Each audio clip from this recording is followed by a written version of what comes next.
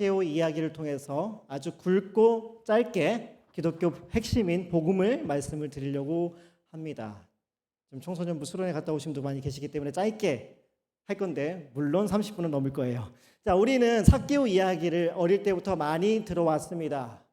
삭개오가 예수님을 보려고 했는데 키가 작아서 나무 위에 올라가서 볼 수밖에 없었다라는 이야기를 우리는 많이 들어왔었죠. 그런데 이 본문을 그 당시의 역사와 문화 속에서 해석을 해보면 그것보다는 죄인 한 사람을 구원하기 위해서 예수님이 얼마나 많은 노력을 하셨는지를 우리가 알 수 있습니다. 자, 오늘 본문을 보시면 여리고 성으로 예수님이 들어오고 계세요. 그런데 지나서 통과하고 있다고 말씀합니다. 아마 예수님은 그 당시에 유명했던 사람이니까 많은 사람들이 보고 싶어 했을 거예요.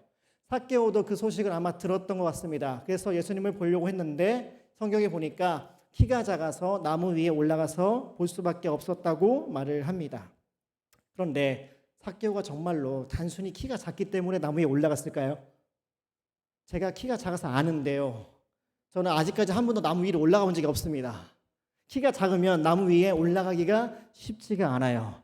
단순히 키가 작기 때문에 삭개오가 나무 위에 올라간 게 아니라 키가 작음에도 불구하고 나무 위에 올라갈 수밖에 없었던 이유가 무엇일까? 이걸 우리가 생각을 해봐야 됩니다. 자, 거기에 대한 힌트가 삭개오의 직업에 나와 있습니다. 오늘 본문에 보니까 삭개오의 직업을 뭐라고 말하죠? 세리장이라고 말해요. 세리들의 우두머리, 세리들의 대장이 삭개오였습니다. 그 당시에 세리는 사람들에게 세금을 거둬들이는 관리였습니다. 근데 그 당시 이스라엘 사회는 어느 나라한테 지배를 당하고 있었나요? 로마 제국의 식민지로 살고 있었어요. 그러니까 자기 동족들에게 세금을 걷어가지고 전부 다 로마 정부에다가 갖다 바치고 거기서 남은 돈을 가지고 먹고 살던 사람들이 세리였습니다. 한마디로 민족의 반역자고 배신자가 세리들이었어요. 한번 상상을 해보세요. 지금 러시아하고 우크라이나가 전쟁이 아직 안 끝난 걸로 알고 있는데 러시아가 훨씬 더 힘이 월등하게 강하죠. 근데 우크라이나 사람들이 그들 때문에 굉장히 먹고 사는 게 힘들어요. 그런데 자기 동족을 도와주기는커녕 그들에게서 돈을 뜯어가지고 러시아한테 갖다 바친다? 이게 말이 돼요? 얼마나 잔인하고 악랄한 행동을 하는 건가라고 우리는 생각을 할 수 있죠. 세리가 그런 삶을 살고 있는 사람들이었습니다. 그리고 그 당시에 로마 정부는 세금을 어떻게 걷어들였냐면 수단과 방법을 가리지 않고 그 지역별로 금액을 정해줘요. 여기에서 100억을 가져와라. 그러면 온갖 방법을 가리지 않고 그 돈만 갖다 바치면 됩니다. 그런데 그 돈이 얼마인지 그 정확한 액수는 아무도 몰라요. 세리밖에는 모릅니다. 그러면 100억인데 200억이라고 거짓말을 치고 아니면 1000억이라고 거짓말을 치고 100억만 갖다 주고 나머지는 세리가 얼마든지 먹어도 아무도 모르는 거예요. 그런 식으로 많은 사람들을 속여가지고 재산을 강탈했던 사람들이 세리거든요. 이걸 세금 징수권이라고 부르는데 이것만 가지면 나는 평생 잘 먹고 잘 살 수 있다라는 생각을 가져가지고 많은 사람들이 세리가 되고 싶어 했습니다. 그러면 맡은 지역이 너무 넓으면 어떡할까요? 혼자서 다 세금을 거둘 수 없다. 그러면 다른 세리들을 자기 밑으로 고용을 하는 거예요. 그래서 그 사람들한테 세금을 걷어오라고 하고 그들에게도 돈을 받아가지고 먹고 사는 사람이 여기 나오는 세리장이었습니다. 세리들의 우두머리였죠. 그리고 여기 본문에 여리고라는 지명이 나오는데 이 여리고는 돈이 많은 부자 동네예요. 서울로 치자면 이제 강남 같은 곳이거든요. 그러니까 세리장 삭개오가 얼마나 많은 부자들에게 얼마나 많은 사람들에게 돈을 뜯어가지고 자기 배를 불리고 살았는지를 우리는 생각을 해볼 수 있어요. 여러분 옆 동네에 삭개오가 산다면 얼굴을 보고 싶을까요? 보기 싫겠죠. 볼 때마다 욕을 하겠죠. 그런 취급을 받았던 게 삭개오였습니다. 그래서 이스라엘 사회에서도 이 사람을 낙인을 찍었어요. 얘는 반역자야, 배신자야, 범죄자야 라고 말을 했고 삭개오가 그러니까 세리들이 법정에서 증언을 하면 그 사람의 말을 안 믿었습니다. 그 당시에 가장 천대받았던 창녀들, 범죄자들과 동일한 취급을 받았던 게 삭개오였어요. 그러니까 삭개오는 어떤 존재냐? 비난받는 존재예요. 혐오의 대상이었습니다. 그 삭개오가 지금 예수님을 만나려고 해요. 그런데 단순히 키가 작기 때문에 나무 위에 올라갔을까요? 너무나 많은 사람들이 예수님을 보고 싶어서 둘러쌌어요. 그러면 키가 작은 어린이는 예수님을 못 만날까요? 만날 수 있죠. 왜? 길을 비켜주니까. 그런데 삭개오가 예수님을 만나려고 했을 때 사람들은 분명히 삭개오를 싫어해서 길을 안 비켜줬겠죠. 그러니까 단순히 삭개오가 키가 작아서 나무 위에 올라갔다는 것이 아니라 삭개오를 혐오했기 때문에, 삭개오를 경멸했기 때문에, 그 사람들의 미움 때문에 삭개오가 어쩔 수 없이 나무 위에 올라갔다는 것을 알 수 있습니다. 그리고 또 하나, 삭개오가 나무 위에 올라갔다는 것은요, 예수님과 단둘이 만났다는 것을 말해요. 어디서 만났냐? 마을 바깥에서 만났습니다. 잘 보세요. 예수님은 지금 이쪽 문을 통과해서 여리고 성을 지나간 다음에 이쪽 문을 지나서 예루살렘 성을 가고 있었습니다. 왜 예루살렘 성으로 가려고 했을까요? 십자가에 못 박혀 죽기 위해서 그 성을 지금 통과하고 계셨거든요. 자, 우리는 생각하기에 여리고라는 마을이 있고 그 마을 광장이나 마당에서 그 나무가 있어가지고 거기서 예수님하고 삭개오가 사람들 사이에 둘러싸여가지고 만났을 거라고 생각하죠. 그런데 절대 그런 일이 있을 수가 없어요. 왜냐? 삭개오가 올라간 그 나무, 돌 무화과 나무라고 번역된 이 시카모라는 나무는요, 부정한 나무예요. 마을 아래나가 심을 수 없도록 율법에 규정이 되어 있습니다. 230m 이상 떨어진 곳에서만 그 나무를 기를 수 있었어요. 그러니까 잘 생각해봐요. 예수님이 여리고성을 통과해가지고 이 성을 나가서 예루살렘 성으로 가는 길이 있는데, 마을 밖에 길이 있는데 그 길가에 심겨져 있었던 그 나무 위에 삭개오가 올라갔던 겁니다. 자, 본문 3절에 보실까요? 삭개오가 예수님이 가시는 길을 앞서서 달려갔다고 그러죠. 예수님은 지금 성을 통과하고 있는데 삭개오는 그 성을 밖으로 나가가지고 그 나무 위로 올라갔던 겁니다. 그리고 5절을 보시면 마을에서 벗어나가지고 예수님이 삭개오가 있는 곳까지 도착하신 거예요. 거기 가서 삭개오를 향해서 말씀하시는 거죠. 삭개오야, 속히 내려와라. 내가 너희 집에 들어가고 싶다. 내가 너와 함께 식사를 하고 싶다라고 예수님이 말씀을 한 겁니다. 자, 여러분 이 나무를 생각해 봐요. 어떤 나무죠? 여리고성 바깥으로 쫓겨난 나무죠. 혼자 심겨져 있어요. 고독하고 외롭게 혼자서 자라나야 되는 나무예요. 그런데 그 위에 누가 올라가 있나요? 삭개오가 올라가 있죠. 여리고 사람들이 전부 다 미워하고 싫어하고 혐오하는 그 사람이 그 나무 위에 올라가 있습니다. 그래서 예수님은 그 누구도 받아주지 않고 환영하지 않고 좋아하지 않는 그 나무와 그 사람에게 다가가고 있는 거죠. 여러분은 이 장면을 보면서 어떤 생각이 드시나요? 아니, 삭개오 같이 나쁜 사람한테 예수님이 왜 찾아가시지? 저렇게 그렇게 많은 죄를 저질렀는데, 저렇게 많은 사람들의 눈에서 피눈물이 흘리게 했는데 왜 예수님은 저런 사람하고 친구를 삼아 주시는 걸까? 라는 생각 안 하십니까? 그런 생각이 들 수밖에 없어요. 그리고 그 장면을 보고서 여리고의 수많은 사람들이 싫어했습니다.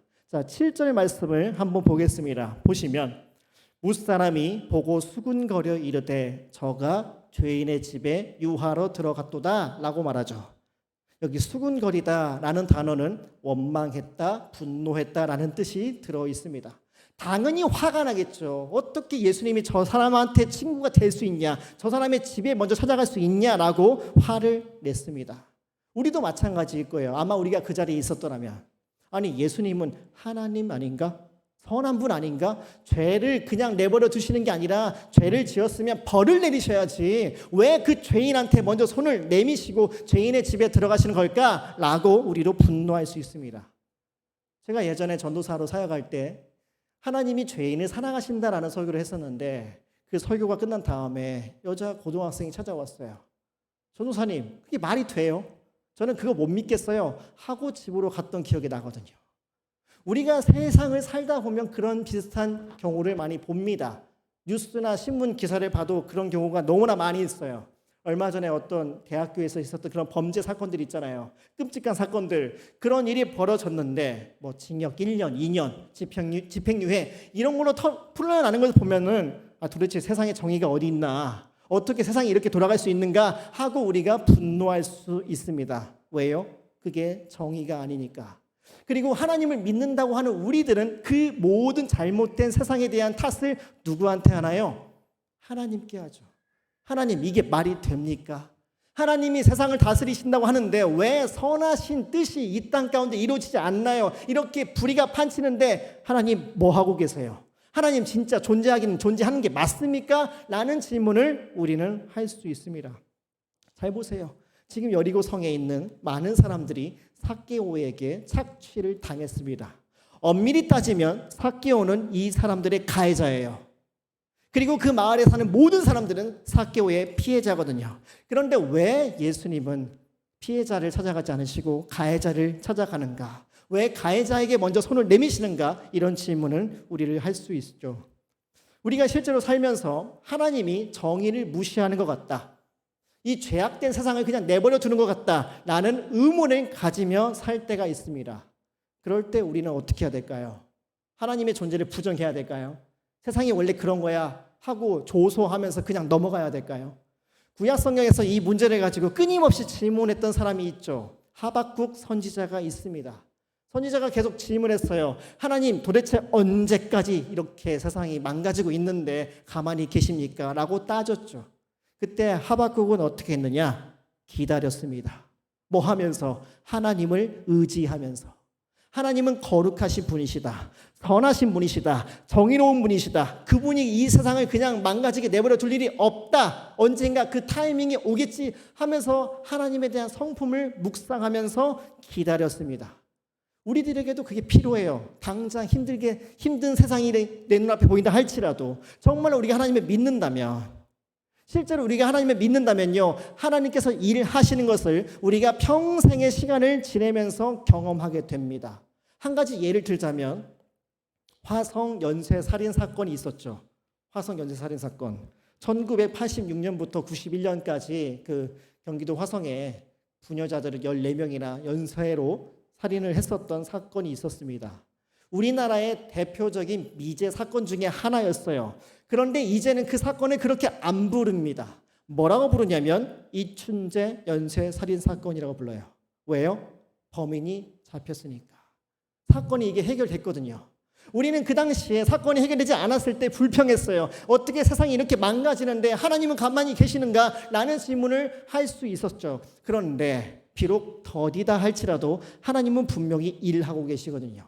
이 세상 가운데 조금씩 정의를 구현하세요. 저와 같은 사람들, 여러분 같은 사람들을 통해 가지고 그 일을 이루시는 분이 하나님이십니다. 자, 그리고 또 하나, 이런 죄인 삭개오, 가해자 삭개오를 찾아가는 두 번째 이유는 뭐냐면 하나님이 죄인을 멸망시키기 위해서 오신 게 아니라 구원시키기 위해서 오셨기 때문에 그래요. 여러분, 구원이란 말을 이렇게 생각하면 안 됩니다. 지옥에 안 가고 천국으로 보내준다, 그런 차원이 아니에요. 탐욕에 찌들었던 사람이 자신의 재산을 나눠주는 삶을 살게 되었다. 불의했던 인간이 정의로운 삶을 살 수 있도록 변화시켜 주었다라는 것으로 우리가 이해를 해야 됩니다. 그래서 신약 성경에 그 유명한 구절이 있죠. 요한복음 3장 16절 외워볼까요? 하나님이 세상을 이처럼 사랑하사 독생자를 주셨으니 이는 저를 믿는 자마다 멸망치 않고 영생을 얻게 하려 하심이라 라고 말씀하잖아요. 근데 여러분은 진짜로 이 말씀을 그대로 받아들이십니까? 죄인을 멸망시키는 게 목적이 아니래요. 구원하는 게 목적이라고 말합니다. 여기 나오는 세상이라는 단어는 신약 성경에 세상이라는 단어가 여러 가지로 사용되는데 죄로 물든 세상 속에 살고 있는 사람을 말해요. 사람. 그 사람이 죄 가운데서 벗어나서 깨끗하고 거룩한 삶을 살기로 원하신다는 겁니다. 하나님께서. 그런데 저를 포함해서 많은 사람들은 어떤 범죄자가 나타나면 그 범죄자가 벌 받는 것만 생각하지 벌을 다 받고 나서 어떤 인생을 살게 될 것인가 관심이 없어요. 그 악랄한 범죄자가 감옥에서 구타를 당하든지 병들어 죽든지 출소한 다음에 지옥에 빠지든지 그 사람의 인생에 별로 관심이 없어요. 그런데 하나님은 그 사람의 인생에 관심이 있으시거든요. 왜? 세상을 사랑하시니까요. 그 사람이 변화되기를 원하십니다. 하나님은. 그 사람이 지금까지 누군가를 괴롭히고 착취하고 죄를 저지르고 살았다면 이제는 나누는 삶을 살기를 원하신다니까요. 하나님께서. 그래서 신약 성경에 디모데전서 2장 4절에 이렇게 말씀을 합니다. 보여주시면 하나님은 모든 사람이 구원을 받으며 진리를 아는 데에 이르기를 원하시느니라 라고 말합니다. 하나님은 저와 여러분 같은 평범한 사람이나 삭개오와 같이 다른 사람들에게 피해를 입혔던 범죄자라, 심지어 전쟁을 일으킨 사람까지 전부 다 구원받고 하나님을 아는 그 지식을, 그 진리를 알기를 원하세요. 물론 이 말이 여러분에게 불편하게 느껴질 수 있어요. 하나님이 어떻게 그 죄인이 어떤 형벌을 받지도 않았는데 어떻게 그대로 용서해 줄 수 있는가? 왜 그냥 봐주시는가? 라는 생각이 있을 수 있습니다. 그러면 한번 우리 마음을 들여다보세요. 아마 우리 생각에는 이런 마음이 있을 수 있어요. 내가 아무리 죄인이라고 해도 삭개오 정도는 아니지 않나? 내가 아무리 여태까지 잘못을 저질렀어도 깜빵을 간 게 아니잖아. 그 사람들은 대한민국 헌법을 어겼지만 나는 그냥 양심의 가책이 되는 정도의 삶을 살았을 뿐이지 그 인간들하고 나는 다른 존재야 라는 생각을 할 수 있죠. 그게 우리의 관점이고 우리의 생각입니다. 그런데 하나님이 보실 때는 어떨까요? 하나님의 관점에서 위에서 아래를 내려다 보실 때도 똑같은 생각을 가지고 계실까요? 절대 그렇지 않습니다. 그래서 성경에서 말하는 죄는 눈에 보이는 행동에 제한되어 있지 않거든요. 하나님은 눈에 보이지 않는 거 보세요. 우리의 인생이, 우리의 마음의 중심이 어디에 달려 있는가를 보시거든요. 우리의 마음 속에서 하나님을 내쫓았다면, 하나님을 주인으로 여기지 않고 내가 주인된 삶을 살고 있다면 그것 자체를 죄라고 여기시는 분이 하나님이십니다. 그래서 성경 곳곳에서 하나님은 겉에 보이는 외모를 보지 않으시고 마음의 중심을 보신다라고 말씀하시거든요. 사무엘상 16장, 사도행전, 갈라디아서, 에베소서, 야고보서, 베드로전서, 골로새서 거기 나옵니다. 그래서 우리는 하나님이 바라보시는 관점과 우리의 관점이 다르다는 것을 기억해야 돼요. 제가 4월에 부활절을 맞이해서 저희 청년 일부하고 함께 플로깅을 갔습니다. 이 등산하면서 쓰레기를 주우려고 저 뒤에 있는 매봉산을 올라갔었거든요. 올라가 보니까 높던가요? 저는 키가 작아서 굉장히 높았는데 별로 안 높아요. 올라갔는데 한 15분이면 올라가나? 금방 올라가는 곳이었는데 거기에서 아래를 내려다 봤더니 사람들이 정말 조금만 미세먼지만큼 작게 보였어요. 이 지상에서는 너 키가 몇 센치냐? 165, 170, 남자 179, 180 이러면서 자꾸 막 키 재기 하면서 누가 더 크냐 작냐 이러는데 저 위에서 보면 아무것도 아니거든요. 하나님이 보실 때도 마찬가지라는 거죠. 우리가 봤을 때는 저 사람과 나 사이에 엄청나게 4차원의 벽이 있는 것처럼 느껴지겠지만 하나님이 보시기에는 다 똑같은 죄인으로 볼 수 있습니다. 왜냐하면 죄의 본질은 자기 중심성이거든요. 그 사람의 중심에 하나님이 아니라 자기가 주인 되어서 살아가고 있는 삶을 있는 거죠. 그럼에도 불구하고 하나님은, 여기서 예수님은 그 죄인을 만나서 그 죄인을 변화시키십니다. 여기서 제일 신기한 장면이 뭐냐면요, 삭개오가 예수님을 한번 만났을 뿐인데 완전히 딴 사람이 됐다는 거예요.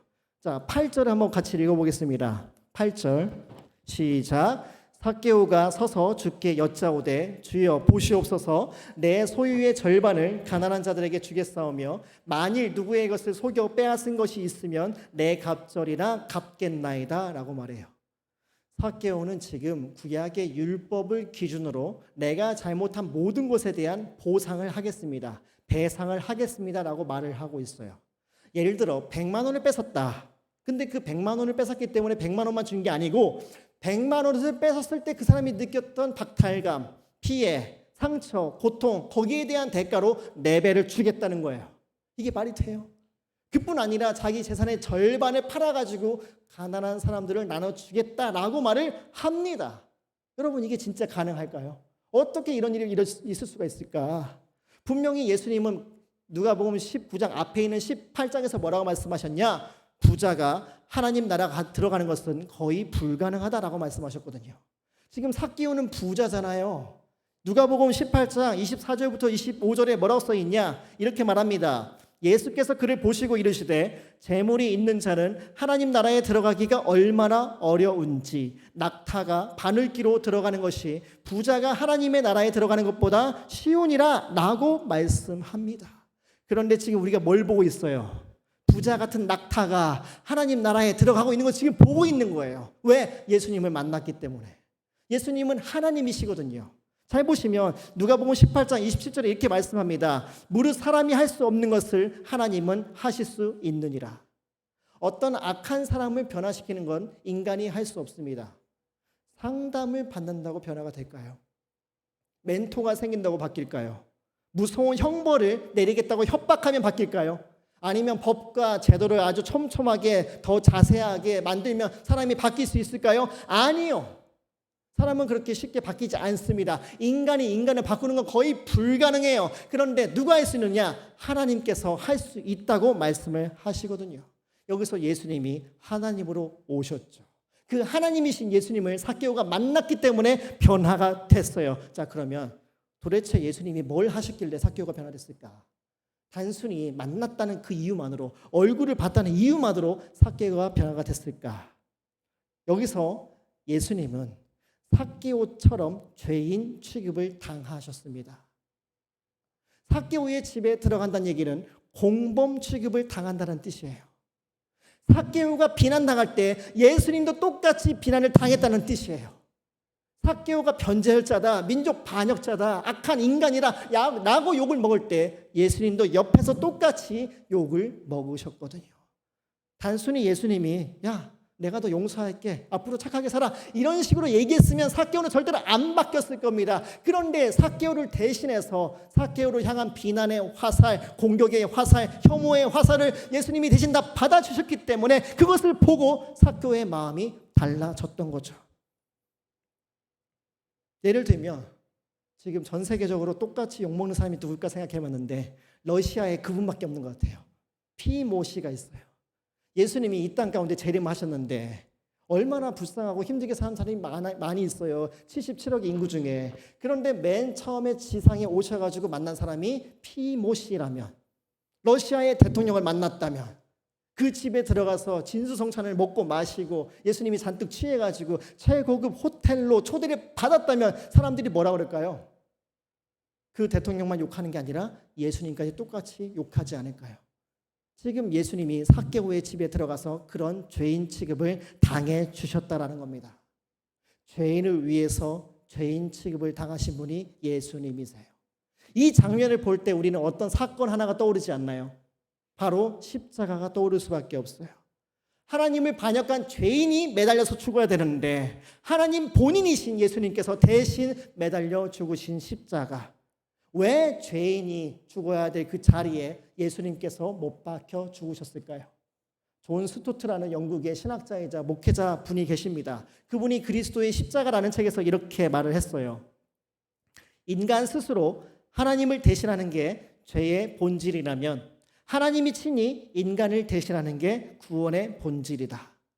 인간이 하나님만큼 높아지는 게 죄라면 하나님이 인간만큼 내려와야 구원이 가능하다라는 거예요. 인간은 오로지 하나님이 계셔야 될 마땅한 자리에 자신을 앉히고 하나님은 마땅히 우리가 있어야 될 자리에 직접 들어가셨다라고 말합니다. 하나님이 인간의 자리에 들어갔다는 것은 뭘 의미하는 거죠? 손해를 얘기해요. 피해를 얘기해요. 엄청나게 수많은 사람들의 죄를 대신 짊어졌기 때문에 그 죄인과 똑같이 혐오의 대상이 되었다는 것을 말해줍니다. 삭개오 같은 인간, 그런 악랄한 범죄자가 죄를 용서받고 구원받기 위해서는 엄청나게 큰 사랑이 필요했어요. 그 죄를 대신 짊어져야 될, 자신의 모든 것을 희생해야 되는 사랑이 필요했습니다. 그 사랑을 예수님께서 여기서 삭개오에게 보여주셨던 거죠. 우리는 삭개오의 모습을 보면서 우리가 삭개오와 같은 인생을 살고 있지는 않은가 생각을 해봐야 됩니다. 그리고 그 죄가 빚어낸 비참한 현실 속에서 삭개오와 같은 공허한 마음을 갖고 살고 있지는 않은가. 물론 우리나라가 어느 나라의 식민지 지배를 받고 있지 않기 때문에 삭개오처럼 누군가의 돈을 뺏어가지고 살고 있지 않죠. 그런데 핵심은 뭐냐면 삭개오의 마음의 중심에 뭐가 있었냐는 거예요. 삭개오의 마음의 중심에 들어있었던 죄성은 뭐냐면 자기 이익이 최우선시 되는 죄성이 있었어요. 같은 민족이 다 같이 힘들어해요. 다 똑같이 로마 병사들에게 매를 맞고 있고 세금을 착취당하고 있는데 자기가 함께 가서 그 사람들의 마음을 돌봐주고 위로해주고 공감해주고 도와주기는커녕 똑같이 그들의 재산을 빼앗는 일을 삭개오가 했었거든요. 저는 이 말씀을 묵상하면서 저한테도 그런 마음이 있다는 것을 알게 됐습니다. 저도 목사로서 많은 사람들에게 주목받는 사람으로서 인정받고 싶은 욕구가 있어요. 그래서 청년 한 명 한 명을 인격처럼 대하기보다는 성공의 도구로 대하고 싶은 욕구가 솟아 올라와요. 야, 김지현 목사가 새로 왔더니 청년부가 부흥을 하네. 야, 얼마나 많은 사람들이 몰려오냐. 능력 있는 목사다. 유능한 목사다. 이런 소리를 듣고 싶어요. 아무도 안 해주니까 제가 이렇게 얘기하고 있는 거거든요. 제 안에 그런 욕구가 왜 있을까요? 왜? 사람을 한 명 한 명을 인격적으로 바라보는 것이 아니라 성공의 욕구로 내 이익이 최우선되는 마음이 있기 때문에 그렇죠. 여러분도 한번 생각해 보시길 바랍니다. 가족들과의 관계 속에 학업을 하면서 알바를 하면서 직장을 다니면서 나의 이익을 가장 먼저 생각하며 살 때가 있지 않은가? 이게 단순히 내가 더 돈을 더 많이 벌고 내가 더 좋은 성적을 받고 더 높은 자리에 올라가야지 하는 원색적인 이익 말고요. 우리는 굉장히 복잡한 차원에서 나의 이미지를 관리하죠. 내가 착한 사람으로 보였으면 좋겠는데, 내가 센스 있고 빠릿빠릿하고 사람들을 잘 배려하는 사람이라고 여겨지면 얼마나 좋을까라고 하면서 나의 착한 행동마저도 이기적인 목적을 가지고 살려고 하는 마음이 우리 안에 있지 않습니까? 그게 우리들의 솔직한 모습이죠. 삭개오의 마음이 우리 안에 들어있어요. 우리 모두는 삭개오와 다르지 않습니다. 그래서 예수님이 우리에게도 필요한 거죠. 이 죄성으로부터, 이 이기적인 욕망으로부터 우리를 건져낼 구원자가 우리에게도 필요합니다. 오늘 본문의 삭개오는요, 저와 여러분이 그 십자가의 죽음과 부활을 통해서 얻게 되는 그 구원을 예수님을 만나자마자 오늘 경험했다고 말씀합니다. 그래서 9절을 보시면 오늘 구원이 임했다라고 말을 해요. 근데 이 구원이 뭘까요? 이게 절대로 추상적인 게 아닙니다. 왜냐하면 10절에서 이렇게 말씀하시죠. 예수님이 잃어버린 자를 찾으러 왔다라고 말해요. 더 정확하게 얘기하자면 내가 잃어버린 내 가족을 찾으러 왔다라는 뜻이에요. 잃어버린 내 가족을 찾으러 왔다. 왜냐? 9절에서 이렇게 말씀하시거든요. 이 사람은 아브라함의 자손이다. 구약 성경에서 아브라함의 자손이라는 뜻은 어떤 뜻이 있나요? 하나님의 백성, 하나님의 가족이라는 뜻이 들어있거든요. 삭개오가 이제 예수님을 만났기 때문에 하나님의 가족으로 입양받았다는 겁니다. 여러분 곰곰이 생각해 보세요. 삭개오가 가장 힘들어했던 게 어떤 거죠? 삭개오가 올라갔던 그 나무가 어디에 있었죠? 마을 바깥에 있었죠. 혼자 외롭게 고독하게 있었습니다. 삭개오의 인생이 그렇게 흘러갈 수밖에 없었어요. 아무도 삭개오를 받아주지 않아요. 삭개오를 환영하지 않습니다. 미워하고 혐오하고 비난만 받았던 사람이 삭개오였어요. 아마 친구도 없었을 거예요. 피부치도 다 떠나고 가족들도 없이 혼자 살았던 사람이 삭개오였을 겁니다. 그런데 삭개오만 그런가요? 우리 모두에게 그런 욕구가 있어요. 어딘가에 소속되고 싶은 욕구가 있죠. 저 사람들이 나를 좀 받아줬으면 좋겠다. 나와 좀 함께 있었으면 좋겠다. 나도 저기에 좀 들어가고 싶다. 이런 마음이 있잖아요. 그러니까 대학교에 들어가도 동아리에 들어가고 2개씩 3개씩 들어가고 교회를 다녀도 부서에 소속이 되고 소그룹으로 묶이고 싶어 하고 직장에서도 직장생활 끝난 다음에 동아리까지 하는 경우가 너무나 많이 있지 않습니까? 우리는 자꾸 계속해서 우리 집처럼 편안하게 여길 수 있는 보금자리 같은 공동체를 찾고 싶어 하죠. 그런데 반대로 인간에게 가장 고통스러운 게 뭐냐? 단절되는 거죠. 아무도 나를 찾아오지 않는 거. 요즘에 사회적으로 문제가 되는 것 중에 하나가 20, 30대가 혼자 고시원이나 원룸에 살다가 고독사 하는 사건들이 많이 벌어지고 있잖아요. 특별히 이번 코로나 기간에 겪으면서 얼마나 많은 사람들이 외로워했습니까? 지금도 코로나 때문에 온라인으로 예배 드리고 있는 청년들이 있거든요. 저도 코로나 걸렸을 때 그걸 경험해봐서 알아요. 너무 답답하고 너무 힘들었어요. 사람들을 못 만나니까. 그런데 우리에게 그런 욕구가 왜 있는 걸까요? 왜? 우리는 왜 혼자서 고독을 즐기지 못하고 외로워하고 누군가와 함께하고 싶은 마음이 있을까요?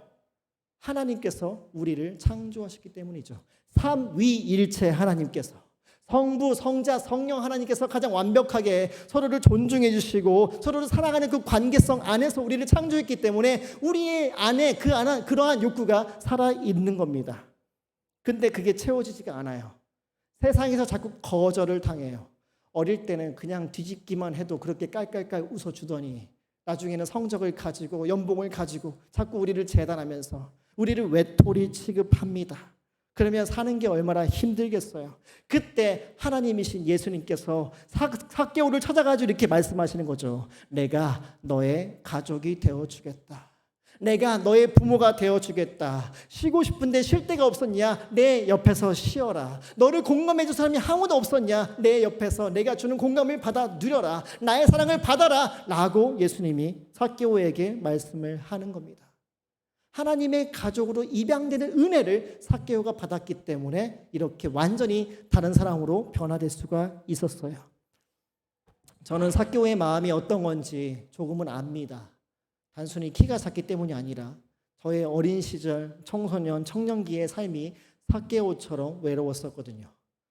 저랑 제자 훈련을 하거나 제가 신방을 갔었을 때 제 얘기를 듣는 청년들도 있을 거예요. 저는 장애인 가정에서 태어났습니다. 일단 저희 아버지는 국민학교라고 불렸었을 때, 그때 1학년 때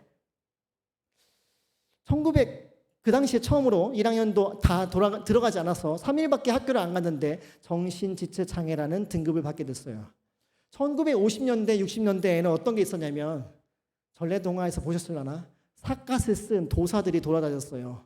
한국에서. 그래서 물을 구걸하러 다녔습니다. 물 한 잔만 달라고.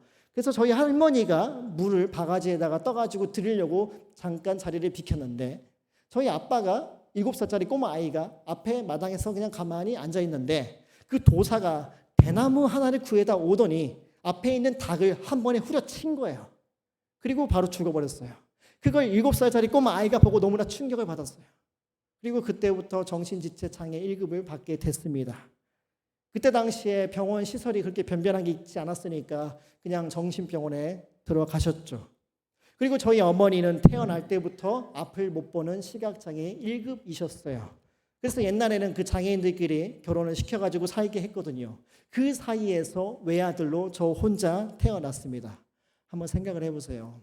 엄마는 앞을 못 보고 아버지는 7살 어린 아이의 진흙에서 멈춰버렸고 저는 외아들이고 우리 집은 찢어지게 가난하고 희망이 어디 있어요? 아무것도 없죠. 그런데 한 가지 저희 어머니는 신앙이 있었습니다. 그 누구도 예수님을 믿지 않는데 혼자 기독교 집안에서 자라가지고 열심히 교회를 다니셨어요. 그래서 교회 와가지고 그냥 기도할 준비를 할 필요가 없어요. 그냥 이 집이 너무나 힘드니까 저 의자에 앉아가지고 앉기만 하면 눈물을 흘리시면서 가족 구원을 위해서 기도를 했습니다. 그런데 저희 아버지가 어머니를 따라서 교회를 다니기 시작했어요. 가만히 앉아가지고 예배를 드리시는 거예요. 말을 한 문장을 혼자 다 완성시키지 못하는 말 더듬이가 찬송가를 따라하기 시작해요. 나중에 집에 가서 혼자 기도를 하기 시작했습니다. 여러분 7살짜리 수준에서 멈춰버린 그 지능, 그 아이 같은 존재가 예수님을 제대로 믿을 수 있을까요? 제가 신학교에 갔을 때 한번 궁금했거든요. 그래서 어느 교수님한테 질문을 했었어요. 그분한테. 아니 제가 수업을 듣다 보니까 하나님을 제대로 알고 믿으려면 어느 정도 이상의 성경적인 지식이 필요한데 저희 아버지는 아직 7살밖에 안 되는 지능 수준인데 진짜 예수님을 믿고 알고 믿을 수 있습니까? 라고 제가 진지하게 질문을 했었거든요. 근데 그 교수님이 한 5분 동안 가만히 계시다가 잘 모르겠습니다 라고 대답을 했던 기억이 나요. 그때 제 마음이 굉장히 힘들었었거든요. 그런데 이제 와서는 저는 다르게 대답할 수 있어요. 사람은 할 수 없는데 하나님은 할 수 있다고. 왜냐하면 저희 아버지와 어머니는 30년이 넘게 새벽 4시, 밤 9시만 되면 하루에 2시간씩 쉬지 않고 매일매일 기도를 하시거든요. 한 번도 한글을 배워본 적이 없는 그분이 또박또박 한글을 사용하면서 기도하는 것을 저는 보고 있습니다. 하나님이 일하신 거죠. 저희 할아버지는 저희 어머니가 처음 시집 왔을 때 핍박을 엄청나게 많이 했어요. 교회에 가져가려고 이제 헌금을 준비하고 성미라고 쌀을 준비해가면 그걸 다 못 가져가게 뺏어가 버렸습니다. 그러면 또 저희 어머니랑 아버지는 저희 할아버지 제발 예수님 좀 믿게 해달라고 21년 동안 열심히 기도를 했어요. 그런데 잘 모르겠어요. 그 기도에 대한 응답인지 아니면 그것과 상관없이 하나님께서 독보적으로 혼자 일을 하신 것인지. 제가 나중에 성인이 되어가지고 오랜만에 설날에 할아버지 집에 찾아갔는데 할아버지가 두꺼운 안경을 쓰시고 성경책을 읽고 계신 걸 봤어요. 그리고 저한테 하는 얘기가 뭐라고 하시냐면 김지연 목사, 좋은 목사 되라. 내가 기도하고 있다 라고 얘기하시더라고요. 할아버지도 예수님을 믿게 됐습니다. 저는 그것보다 가장 좋았던 게 뭐냐면 저희 어머니랑 할아버지가 화해하셨다는 거예요. 교회 못 가게, 헌금 못 드리게 그렇게 핍박했던 저희 시아버지를 어머니가 용서하셨어요. 그리고 저희 할아버지도 용서를 구했고요. 그런 일이 저희 집안에 일어났습니다. 왜 저의 인생 가운데, 저의 가정 가운데 이런 일이 일어났을까? 정말 누더기 같은 인생인데, 찢어진 걸레 조각 같은 인생인데, 나 같은 인생을 통해서, 우리 가정을 통해서 하나님은 무엇을 하려고 하시는 걸까라고 생각을 해봤습니다. 그런데 저희 같은 인생, 저희 같은 가정을 통해서 복음을 더 잘 전하게 하시려고 이것을 사용하신 게 아닌가라는 생각을 했습니다. 어떻게 사용하시냐면 세상에서 그렇게 무시받던 가족이 하나님의 가족으로 한 명 한 명 입양되니까 화목하게 지낼 수 있다. 서로 신앙 때문에 교회를 가냐 못 가냐 그것 때문에 맨날 싸우고 지지고 볶고했던 그 시아버지가 며느리가 화해하고 잘 지낼 수 있다. 이걸 보여주기 위해서 저희 집안 가운데 그런 기적을 일으키신 게 아닌가. 정말 살고 싶지 않아가지고 맨날 방황하고 게임 중독자의 삶을 살던 사람이 나중에 커서 복음을 전하는 목사가 되더라. 이걸 보여주기 위해서 하나님이 저의 가정 가운데 은혜를 주신 게 아닌가라는 생각을 했습니다. 그래서 저는 단순히 머릿속에 들어있는 이론으로서 어떤 문자로서 하나님을 말하는 게 아니고요. 제가 겪어본 하나님을 여러분에게 말씀드리는 거예요. 하나님은 정말로 살아계시고 진짜로 일하십니다. 그게 어떻게 가능하느냐? 하나님이 저와 여러분의 가족이 되어주시거든요. 지금 예수님이 삭개오를 찾아 부르시고 계시잖아요. 제발 내려오라고. 내가 너의 가족이 되어주겠다고. 그 얼마나 불쌍한 나무예요. 어떤 나무인데요? 버려진 나무잖아요. 절망의 나무잖아요. 상처의 나무잖아요. 죄책감의 나무잖아요. 거기서 내려와서 나를 좀 만나보라고. 내 손을 제발 붙잡으라고. 내가 너의 가족이 되어서 내가 너와 함께 있겠다고 예수님께서 삭개오를 불러주셨습니다. 그 예수님은 지금도 저와 여러분을 부르고 계세요. 그분의 음성 가운데 반응하길 바랍니다. 그 예수님의 음성을 따라가길 바라요. 예수님이 여러분을 안아주실 거거든요. 품어주실 거거든요. 저는 이번 청년 일부 수련회 때 이 복음을 전하려고 마음을 먹었습니다. 모르겠어요. 여러분이 얼마나 신앙이 좋은지를 모르겠으나 아마 어쩌면 오랫동안 교회를 다녔지만 부모님이나 친구 때문에 어쩔 수 없이 교회만 왔다 갔다 하고 하나님과 아무 상관이 없이 살고 있는 사람이 있습니까? 아니면 나는 정말 개인적으로 신앙이 있긴 하는데 맨날 롤러코스터 타듯이 기복이 너무 심하다. 그래서 조금만 세상에 나가면 하나님의 자녀라는 정체성을 놓치는 것 같다. 라는 생각이 있는 사람들이 있습니까? 그러면 이 복음을 받아들이세요. 여러분에게 손을 내미시는, 내려오라고 말씀하시는 예수님의 음성을 제발 들으시길 바랍니다. 그 예수님께서 저와 여러분을 안아주실 겁니다. 하나님의 사랑이 얼마나 크고 놀라운지를 경험하게 해주실 겁니다. 그래서 여기에 진짜 자유가 있다는 것을 발견할 수 있는 저와 여러분이 되기를 바랍니다. 이 시간 함께 기도하겠습니다. 함께 기도하실 때